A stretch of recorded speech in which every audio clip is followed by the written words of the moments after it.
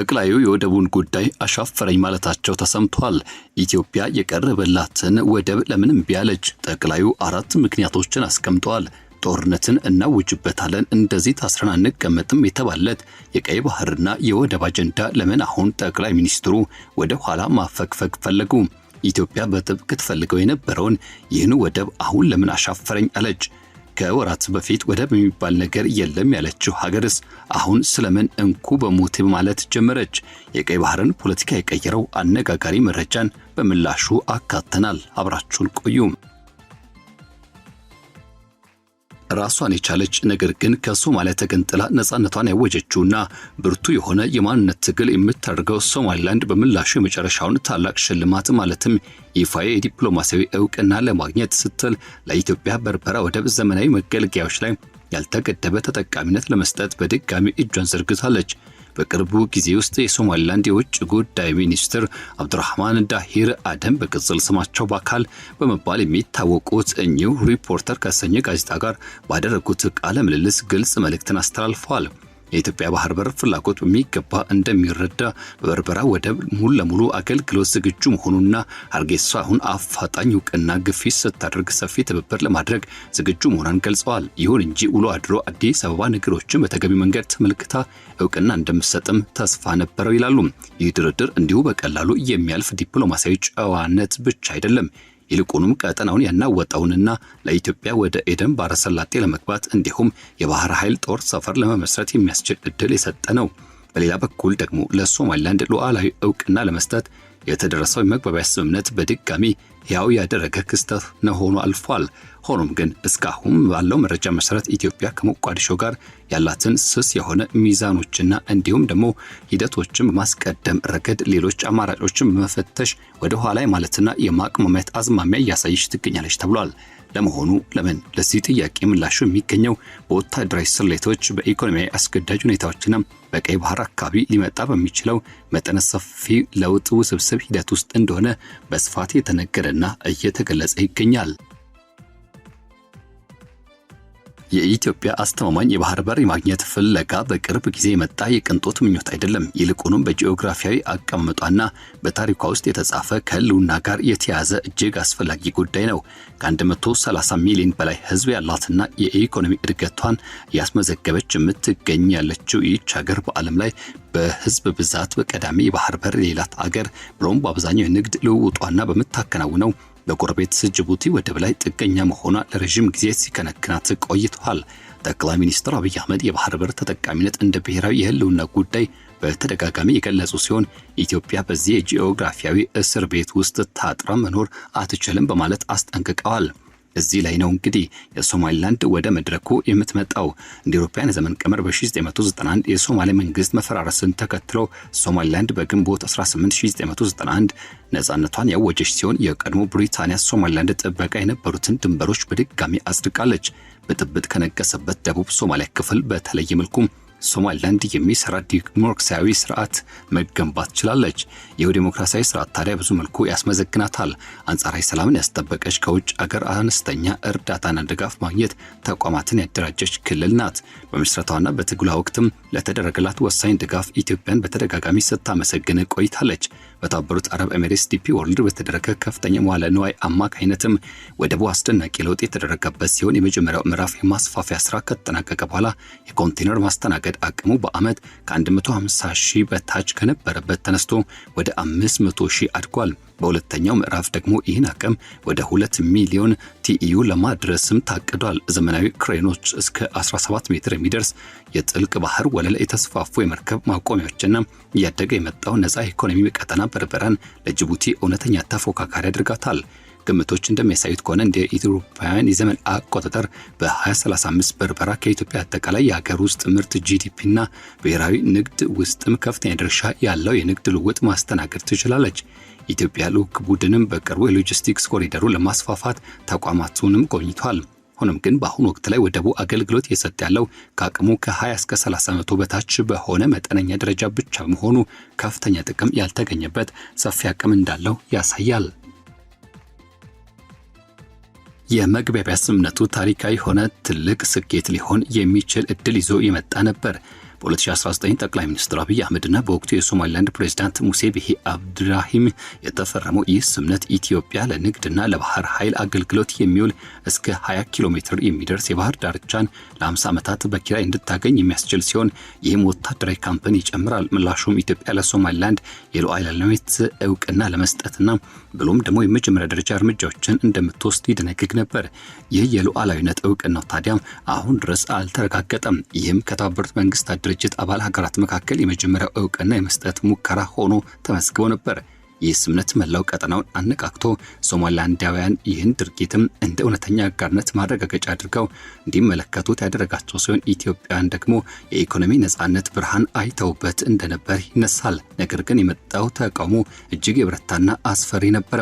በሞቃዲሾ የሚገኘው የሶማሊያ ፌዴራል መንግስት ሶማሊላንድ እንደ የራሷ ሉዓላዊ ግዛት አድርጎ ስለሚቆጥር በከፍተኛ ቁጣ ተሞልቶ አምባሳደሩን በአስቸኳይ ጠራ፣ ህዝባዊ ተቃውሞችን አስተባበረ። እንዲሁም ድርጊቱ የአፍሪካ ህብረትን የቀኝ ግዛት ድንበሮች መርህ የጣሰ ነው ሲል አስጠነቀቀ።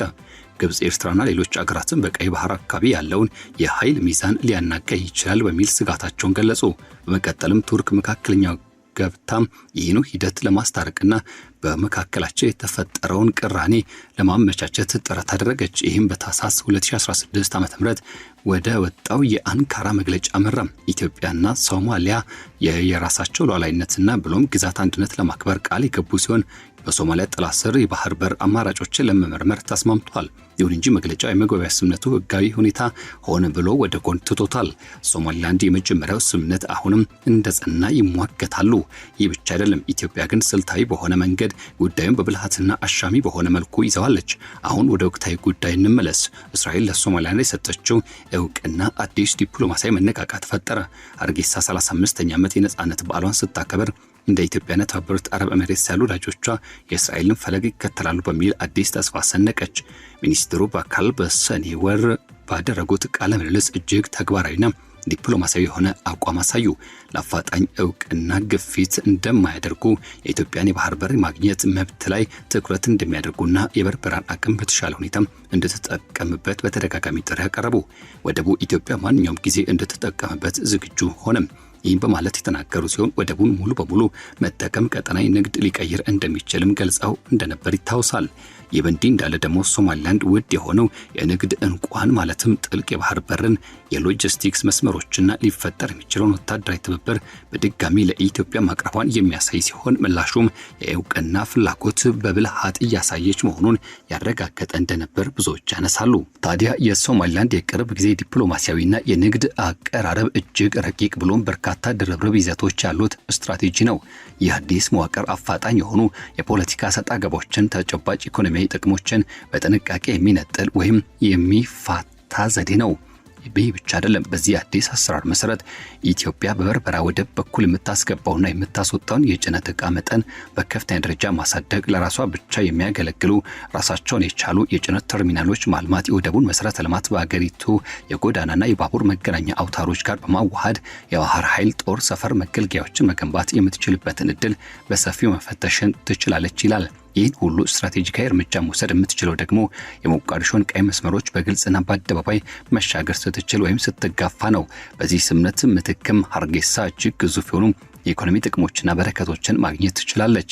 ይህም ከወደብ አገልግሎት የሚገኝ ከፍተኛ ገቢን፣ ሰፊ የስራ ዕድል ፈጠራና ሀገራዊ መሰረተ ልማት ግንባታዎችን ያጠቃልላል። ከዚህ በላይ በተግባር ላይ ተመሰረተውና የነበራትን የዕለት ተዕለት ህጋዊነት ተቀባይነትን ይበልጥ በዓለም አቀፍ መድረክ የምታጠናክርበት ሲሆን ውሎ አድሮ ይፋዊ እውቅና ሊሰጣት የሚችል ኃይልና ተጽዕኖ ፈጣሪ ጠባቂ ወይም ደግሞ አጋር ሀገር እንድታገኝ ያደርጋታል። ይህ የኢትዮጵያ እውቅና መስጠት ደግሞ በቀጣይነት በባህር ሰላጤው ሀገራትና በምዕራባውያን ዘንድ ብሎም በሌሎች የአፍሪካ መንግስታት መካከል ተከታታይነት ያለው የእውቅና ማዕበል ሊቀሰቅስ የሚችል ትልቅ አቅም እንዳለውም ይታመናል። የጉዳዩ ወታደራዊ ገጽታዎች ደግሞ ለነገሩ ይበልጥ ጥልቅ የሆነ ክብደትና ትኩረት ይጨምሩበታል። በባብኤል መንደብ የባህር ወሽመጥ አቅራቢያ የተረጋጋ ኢትዮጵያ ባህር ኃይል መገኘት በኢራን በሚደገፉ የሁቲ አማጽያን የሚሰነዘሩ ጥቃቶችና የቀሩ የባህር ላይ ወንበዴዎች ስጋቶችን የቀይ ባህር መርከብ ትራንስፖርትን ጨምሮ ለረጅም ጊዜ ሲያምሱ የቆዩትን የኮንትሮባንድና ህገወጥ ዝውውር መረቦችን በብቃት ለመከላከልና ለመመከትም ያስችላል። ታዲያ በአሁኑ ወቅት ላይ የዓለም አቀፍ አቅርቦት ሰንሰለት ከተለያዩ መስተጓጉሎች በኋላ ገና በማገገም ላይ ባለበት በዚህ ወቅት ላይ የበርበራ ወደብ ስልታዊ ጂኦግራፊያዊ አቀማመጥ አስተማማኝ ብሎም ደግሞ ደህንነቱ የተጠበቀ አማራጭ የንግድ መስመር ሆኖ ያገለግላል። ሶማሊላንድ ከኢትዮጵያ ጋር ካላት አጎራባች ድንበሮች መካከል እጅግ በጣም ሰላማዊና አስተማማኝ የሆነ ድንበር ያላት ክልል መሆኗን በኩራት ትናገራለች። እዚህ ድንበር ላይ ምንም አይነት ከባድ ወታደራዊ አጥር ወይም ጥበቃ አያስፈልግም። ይልቁንም እንደ አልሸባብ ያሉ የጋራ ስጋቶችና የሽብር ቡድኖችን በጋራ መዋጋትና መከላከል ከዚያም ሲያልፍና ሲሻገር ለብዙ አስርት ዓመታት የዘለቀው ትብብር ላይ የተገነባ የጋራ መታመን ዘመቻ ብቻ ነው ያለው። ከኢኮኖሚ አንጻር ሲታይ ግን በዚህ ስምነት መልካም እድልና አዎንታ ጎን ግን እጅግ አስደናቂ ነው። የበርበራ ወደብ ስራዎች መስፋፋት በአሁኑ ወቅት ላይ በጅቡቲ ወደብ ፍጹም የሆነ ብቸኛ ተጠቃሚነትና ሞኖፖሊ ምክንያት በከፍተኛ ደረጃ ኑሮ የሚገኘውን የኢትዮጵያ ሎጂስቲክስና የወደብ ትራንስፖርት ወጪን በከፍተኛ መጠን ሊቀንስ ይችላል። በወደቡ ዙሪያ የሚመሰረቱ ልዩ ኢኮኖሚ ቀጠናዎችም በርካታ የማኑፋክቸሪንግ የሸቀጦች ማቀነባበሪያና የውጭ ንግድ ኢንዱስትሪዎችን በስፋት መሳብ ይችላሉ። የሶማሊላንድ ዋነኛ የኢኮኖሚ ምሰሶ የሆነው የእንስሳት ንግድ ከኢትዮጵያ ግብርና ምርቶችና የኢንዱስትሪ ወጪ ንግድ ጋር ጎን ለጎን በከፍተኛ ሁኔታ ሊያድግ ብሎም ሊያበብ ይችላል። የዲፒ ወርልድ በርበራ ውስጥ የሚገኘውና በቀጥታ መሳተፍ ከባህረ ሰላጤው ሀገራት ካፒታል የሚመጣውን ጽኑ እምነትና ፍላጎት የሚያሳይ ግልጽ ምልክት ነው። በመሆኑም የኢትዮጵያ ይበልጥ ወደዚህ ስርዓት በጥልቀት መተሳሰርና መዋሃድ በቢሊዮን የሚቆጠር ተጨማሪ የውጭ ኢንቨስትመንት በሩን እንዲከፍትም ሊያደርግ ይችላል። ሆኖም ግን የውጭ ጉዳይ ሚኒስትሩ አምባሳደር በአካል በግልጽ እንደተገነዘቡት በአሁኑ ወቅት የወደቡ አጠቃቀም ከሚጠበቀው በታች ሆኖ ይገኛል። ለዚህ ዋነኛው እንቅፋት ቀጠናዊ ውጥረቶችና የአንካራ የንግግር ሂደት ላይ ያጠላው ጥላ እንዲሁም ደግሞ የጥርጣሬ ሂደትና የፈጠረው መጠራጠር ስሜት ጎልቶ መታየቱ ነው ሲሉ ያነሳሉ። የአቅርቦት ጉዳይ እንዲሁ ተራ የወደብ ተጠቃሚነት ፍቃድ ብቻ አይደለም። ይህ አቅርቦት በአፍሪካ ቀንድ ጂኦፖለቲካዊና ስነ ምህዳራዊ ሂደት ውስጥም አዲስና እምቅ የሆነ የኃይል አስተላለፍ ለውጥ ሊፈጥር የሚችል ክስተት ነው። ይህም ሶማሊላንድ በቀጠና ውስጥ ተተክላ ብሎም ደግሞ ተተኪ አልባ ማዕከል እንድትሆን የሚያደርጋት ሲሆን ኢትዮጵያን ደግሞ በድጋሚ ታላቅ የባህር ኃይል ያላት አገር አድርጎ ይሾማታል። ይህ ሂደት የዛሬ 100 ዓመታት የነበረውን የንጉሠ ነገሥቱን ታሪካዊ ምኞትና አሻራ በድጋሚ የሚያስተጋባ ቢሆንም አሁንም በሚከናወኑ ግን ደግሞ የኮንቴነር መርከቦችና የድሮን የስለላ ጥበቃ ብሎም የባለብዙ ዋልታ የኃያላን ፉክክር ባለቤትና ሂደቱ በተጠናከረበት በዚህ ጊዜ ዘመናዊ በሆነው ዓለም አቀፍ አውድ ውስጥ መሆኑ ይበልጥ ትኩረትን ይስባል። ታዲያ ይህ ሁሉ መልካም እድል እያለ ከአዲስ አበባ በኩል የሚታየው ግልጽ የሆነ ወደ ኋላ የማለትና የማቋማት ስሜት የመነጨው ከምንድን ነው? የጠቅላይ ሚኒስትር አብይ አህመድ መንግስት በአሁኑ ወቅትም እጅግ ስስ በሆነው መስመር ላይ እየተራመዱ ይገኛሉ። ለዚህ መዘግየት በርካታ የተባለ እርስ በርስ የሚተሳሰሩ የጥንቃቄ ምክንያቶች እንዳሉም ይታመናል። በመጀመሪያ ደረጃ የአንካራ መግለጫ ሲሆን ለኢትዮጵያ የተሻለ የዲፕሎማሲ መውጫ መንገድ ፈጥሮላታል። በጠቅላይ ሚኒስትር አብይ አህመድ እና በሶማሊያ ፕሬዝዳንት ሐሰን ሼክ መሐመድ በኩል የተጀመረው ከፍተኛ የደረጃ የሁለትዮሽ ውይይት በደህንነት ኢኮኖሚ ትብብርና ቀጠናዊ መረጋጋት ላይ አጥብቆ መግፋት ብሎም ይህን የተገኘውን ስስ ሰላምና ሰላማዊ ግንኙነት በድጋሚ ሊያፈራርሰው ይችላል የሚል ስጋት አለ። ሞቃዲሾ የአገሪቱን የግዛት አንድነት ለማስጠበቅ የአፍሪካ ህብረትን ድጋፍና ዓለም አቀፉን ማህበረሰብ አጋርነት በከፍተኛ ሁኔታ ማነሳሳት ማድረግና ይህኑ ጉዳይ ማጠናከር ችላለች። በመሆኑም ነገሮችን ማባባስ ኢትዮጵያን በዲፕሎማሲው መድረክ ብቻዋን ሊያስቀራት ወይም እንደ አውሶም ባሉ ቀጠናዊ ሰላም ማስከበር ተልዕኮች ላይ ያላትን ተሳትፎ አደጋ ሊጥል ይችላል የሚሉ ስጋቶችም በተያያዥነት ይነሳሉ። በሁለተኛ ደረጃ ሌሎች አማራጭ መንገዶችና መተላለፊያዎች በግልጽ አሉ። ኢትዮጵያ ከኤርትራ ጋር ያላትን ግንኙነት ይበልጥ እያጠናከረች ሲሆን የአሰብ ወደብን በድጋሚ መጠቀም እድሎችን በሰፊው እየመረመረች ነው። ከዚህ በተጨማሪ በጅቡቲና ምንም እንኳን አሁንም ባለው የውስጥ ቀውስ ምክንያት በሱዳን በኩል ያሏትን አማራጮች እንደያዘች ብትቀጥልም ይህ የአማራጮች መበራከት ሶማሊላንድ በኢትዮጵያ ላይ ልታሳርፍና ብሎም ደግሞ ልታሳድር የምትችለውን የድርድር ጫናና ተጽዕኖ በከፍተኛ ሁኔታ ይቀንሰዋል። የጠቅላይ ሚኒስትር አብይ አህመድ የውስጥ የቅድሚያ የሚሰጧቸው ጉዳዮች ብሔራዊ ስሜትን ወይም የፖለቲካ ተቃዋሚዎችን ሊቀሰቅሱ የሚችሉ አላስፈላጊ ውጫዊ ቀውሶችን በጥንቃቄ ማስወገድን ይሻሉ። በሶስተኛ ደረጃ ለአንድ ተገንጣይ ክልል እውቅና መስጠት በራሱ እጅግ አስፈሪ የሆነ ታሪካዊ ቅድመ ሁኔታ ስጋትን ይዞ ይመጣል። ለሶማሊላንድ ይፋዊ እውቅና መስጠት በመላው አፍሪካ ለሚገኙ ሌሎች ተገንጣይና የመገንጠል ጥያቄ ላላቸው እንቅስቃሴዎችም ከፍተኛ መነቃቃትና መደፋፈር ሊሰጥ ይችላል። ይህም ከአፍሪካ ህብረት ከፍተኛ ውግዘትን የሚያስከትል ሲሆን በቅኝ ግዛት ድንበሮች ጠባሳ በታመሰችው አህጉር ውስጥም አደገኛ ምሳሌ ሆኖ ሊመዘገብ ይችላል። በኢትዮጵያ ውስጥም ከፍተኛ ኢንቨስትመንት ያላትና በሶማሊያ ውስጥም የራሷ ጥቅም ያላት ታላቋ ቻይና በቀጠናው አስተማማኝ መረጋጋትን የምትመርጥ ሲሆን የሶማሊያን አንድነት በይፋ ስትደግፍም ቆይታለች። በአራተኛ ደረጃ የወታደራዊና ደህንነት ነባራዊ እውነታ ነው። ምንም እንኳን የበርበራ ወደብ በርካታ ጥቅሞች ያሉት ቢሆንም እዚያ ያሉትን ስራዎች ከኢትዮጵያ ጋር በብቃት ለማዋሃድ ግን በቀላሉ ቀውስ ሊፈጠርባቸው የሚችሉ አካባቢዎች ውስጥ የሚያልፉ አስተማማኝ የየብስ ኮሪደሮች መገንባትና መጠበቅን ይጠይቃል። በአሁኑ ወቅትም የኢትዮጵያ መከላከያ ኃይሎች በተለያዩ የውስጥ ግንባሮች ላይ ተሰማርተው ይገኛሉ። አዲስ የባህር ኃይል ጦር ሰፈር መገንባት ደግሞ ገና በጅምሩ እድገት ደረጃ ላይ ለሚገኘው የባህር ኃይል ግንባታ እጅግ ከፍተኛ የሆነ የፋይናንስ መዋለ ንዋይን የሚጠይቅ ሲሆን ይህም በመላው ቀይ ባህር አካባቢ እየተካሄደ ባለው የኢራንና የእስራኤል ጦርነት ውስጥም የኢትዮጵያ ንብረቶችና መርከቦች ለሁቲ አይነት ጥቃቶች ወይም ለተኪ ኃይሎችም አደጋ ሊያጋልጥ ይችላል። በመጨረሻ ጊዜ አጠቃቀምና ብሎም ስልታዊ አሻሚነት ስትራቴጂካል አምቢጊቲ ላይ ለአዲስ አበባ መንግስት የተሻለ ጥቅም እየሰጠ ይገኛል።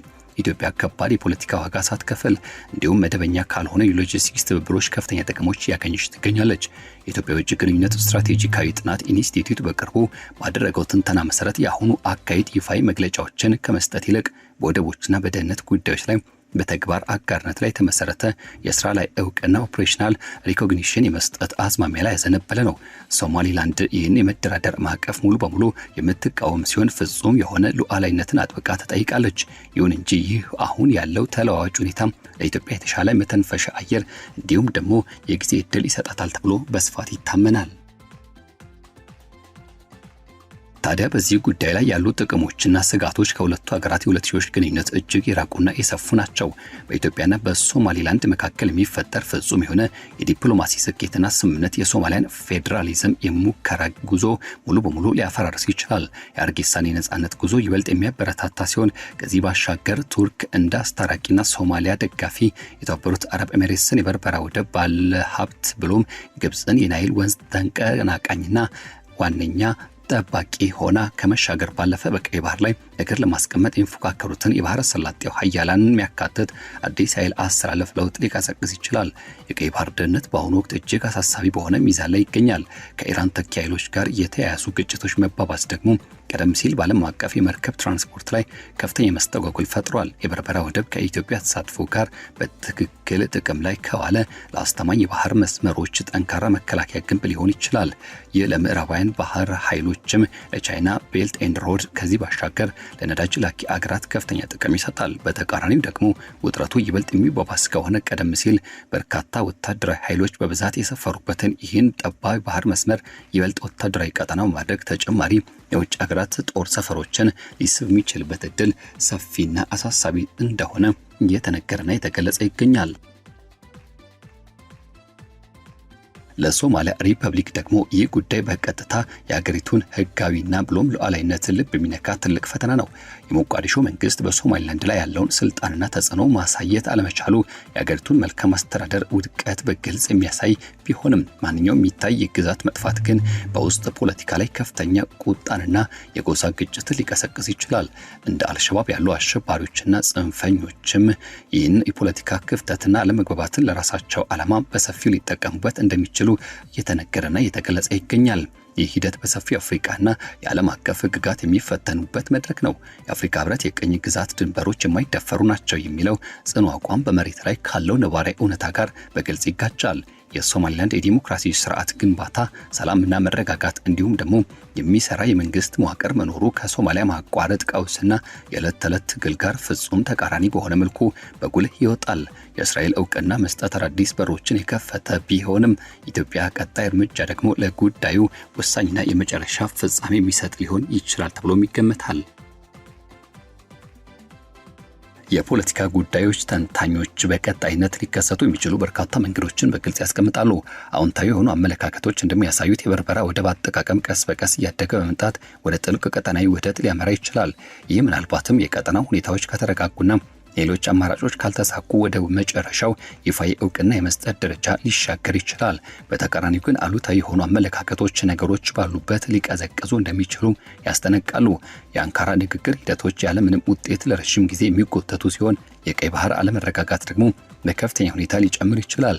ከሁሉም የከፋው ሁኔታ ግን የተሳሳቱ የፖለቲካ ስሌቶች በቀጠናው ውስጥ የተኪ ኃይሎች ግጭትን ሊቀሰቅሱ ወይም ደግሞ ኢትዮጵያን በዲፕሎማሲያዊ መድረክ ብቻዋን ሊያስቀሯት ይችላሉ የሚል ነው። የኢትዮጵያ መሪዎች የአጭር ጊዜ ዲፕሎማሲያዊ ወጪዎችን ከረጅም ጊዜ ስልታዊ ጥቅሞች ጋር በጥንቃቄ ማመዛዘን አለባቸው።